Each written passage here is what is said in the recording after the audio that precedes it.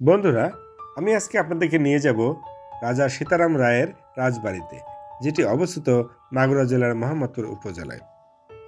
মাগুরা সদর হতে 25 কিলোমিটার দূরে মোহাম্মদপুর উপজেলার রাজবাড়ি নামক স্থানে রাজা সীতারাম রায়ের রাজবাড়িটি অবস্থিত।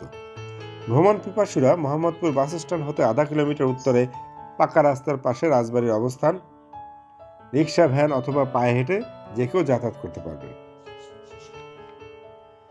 বন্ধুরা, জেনে নেওয়া যাক কে এই রাজা সীতারাম রায়, কেনই বা জগৎ বিখ্যাত মাগুরার মোহাম্মদপুর উপজেলার রাজবাড়িটি।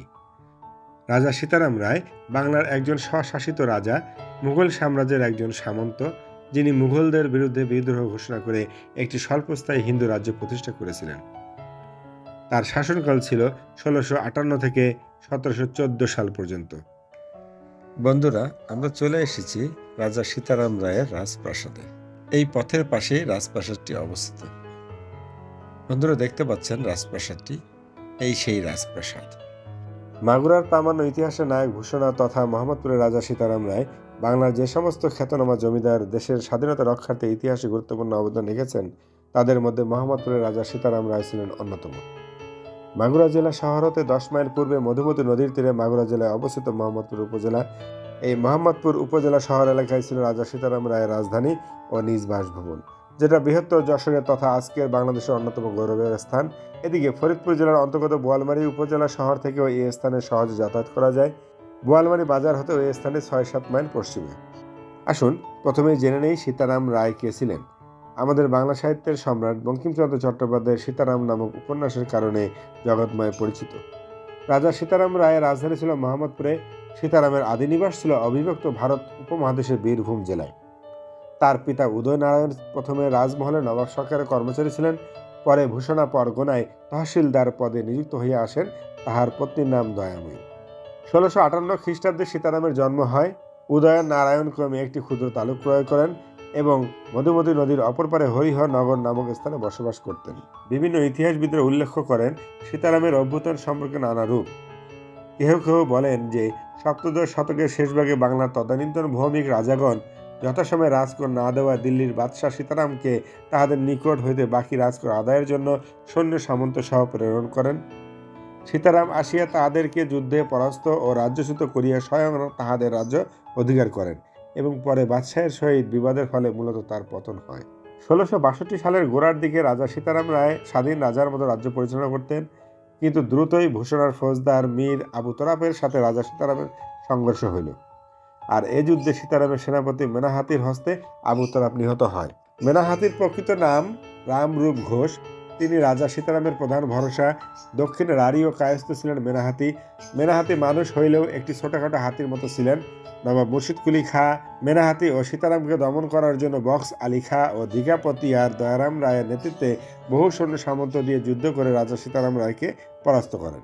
কথিত আছে যে মেনাহাতির মস্তক কেটে মুর্শিদাবাদে পাঠানো হয় এবং পরে মৃতদেহ ও মস্তকটি মোহাম্মদপুরে ফিরিয়ে দেওয়া হয়। মূলত প্রধান সেনাপতি মেনাহাতির মৃত্যুর পরও সীতারাম প্রাণপণে মোগল বাহিনীর সঙ্গে লড়াই অব্যাহত রাখেন। সীতারাম শেষ রক্ষা করতে পারলেন না। যুদ্ধে পরাজিত ও বন্দী হয়ে মুর্শিদাবাদে প্রেরিত হন। কথিত আছে যে তাকে লোহার খাঁচায় বন্দী করে মুর্শিদাবাদে নিয়ে যাওয়া হয়।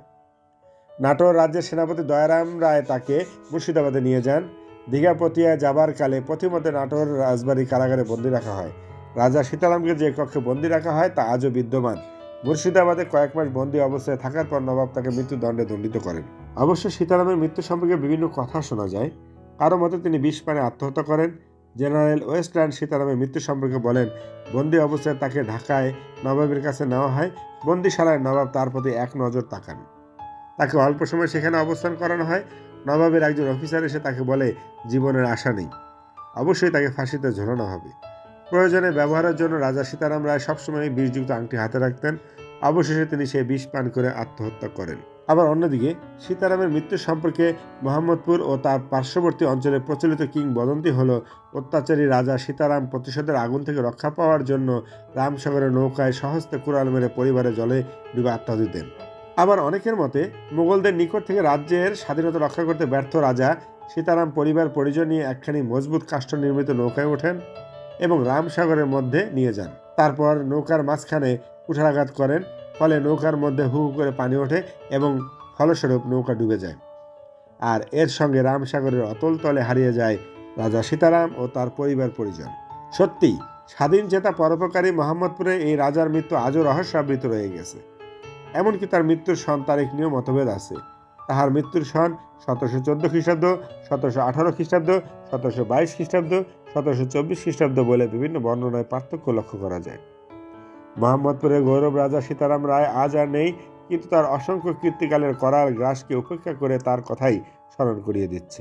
তিনি নির্মাণ করেন মোহাম্মদপুর দুর্গ, একাধিক প্রাসাদ, অসংখ্য মন্দির ও দিঘি। চলেন বন্ধুরা, এবার আমি আপনাদেরকে রাজপ্রাসাদটির ভিতরে এবং বাহিরে চারিদিকটা আপনাদেরকে ঘুরিয়ে ঘুরিয়ে দেখাবো। আশা করি আপনাদের ভালো লাগবে। আপনারা দেখতে পাচ্ছেন কি সুন্দর করে এই রাজপ্রাসাদটি নির্মিত হয়েছে। এই রাজপ্রাসাদটির মাঝখানে একটি ছোটখাটো একটি উঠানের মতো। এখানে তৎ আমলে কি হতো সেটা আসলে বলা মুশকিল।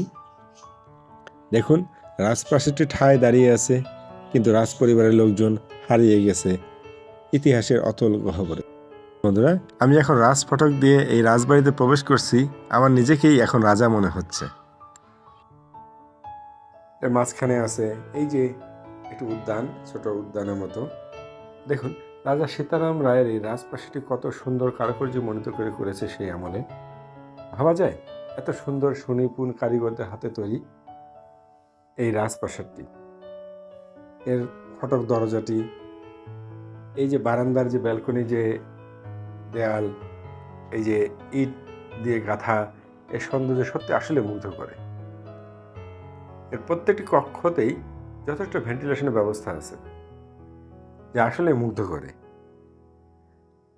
ভাবা যায় এই কারুকার্য মণ্ডিত, এই সুন্দরভাবে তৈরি এই ভবনটি সেই আমলে তৈরি করেছে। বন্ধুরা, এই রাজপ্রাসাদটির পিলারগুলো যেভাবে দাঁড়িয়ে আছে দেখেন, যেভাবে বীর দর্পে দাঁড়িয়ে আছে, যেন তাদের শারীরিক ভাষাগুলো এটাই বলছে শত শত বছরের ভূমিকম্প, বিভিন্ন প্রাকৃতিক দুর্যোগও তাদের কিছুই করতে পারবে না। যেভাবে দাঁড়িয়ে আছে আসলে সেটাই বোঝাচ্ছে। বন্ধুরা, উপরে যাওয়ার পথটি বন্ধ থাকায় সেটি আপনাদেরকে দেখাতে পারলাম না। বন্ধুরা, রাজপ্রাসাদটির মূল ফটকের সামনেই একটি সরকারি প্রাথমিক বিদ্যালয় অবস্থিত। প্রাসাদটির অপোজিটে ওই যে একটি মঠ দেখতে পাচ্ছেন, ওই মঠটাও আমি আপনাদেরকে দেখাবো। বন্ধুরা চলেন, রাজা সীতারাম রায়ের রাজপ্রাসাদটির সংলগ্ন যে দিঘিটি আছে সে দিঘিটি আপনাদেরকে এক নজর দেখিয়ে আনি। রাজপ্রাসাদটির পাশ দিয়ে সরকারিভাবে নির্মিত যে রাস্তাটি আপনারা দেখতে পাচ্ছেন, এই রাস্তা দিয়ে আমরা এগিয়ে রাজপ্রাসাদটি ঠিক পিছনে চলে আসলাম এবং ওই দিঘিটি আমরা দেখতে পাচ্ছি, যে দিঘিতেই কত স্মৃতি না জড়িত আছে রাজপ্রাসাদটির রাজ সদস্যদের দ্বারা। এই দিঘিটি দেখতে অনেক সুন্দর এবং যথেষ্ট বড়। দিঘিটি রাজপ্রাসাদটির ঠিক উল্টো দিকে অবস্থিত।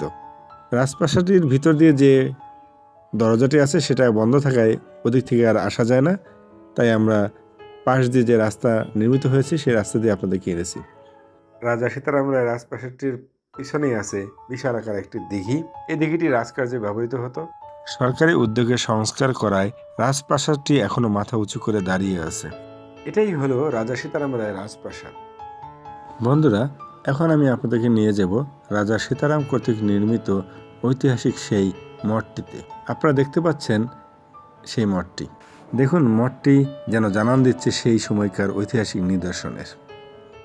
বন্ধুরা, রাজা সীতারাম রায় হিন্দু ধর্মাবলম্বীদের উপাসনার জন্য একটি মঠ নির্মাণ করেছেন। এই মঠটি এই রাজপ্রাসাদটি ঠিক অপোজিটে আছে। এই মঠটিতেই হিন্দু ধর্মাবলম্বীরা তাদের ধর্মীয় উপাসনা করত। কি সুন্দরভাবে এটা নির্মিত হয়েছে। এটির কারুকার্য অত্যন্ত সুন্দর। ধন্যবাদ বন্ধুরা, আজকের মতো আমি এখান থেকে বিদায় নিচ্ছি। পরবর্তীতে দেখা হবে নতুন কোনো ঐতিহাসিক স্থাপনা নিয়ে। সে পর্যন্ত ভালো থাকবেন।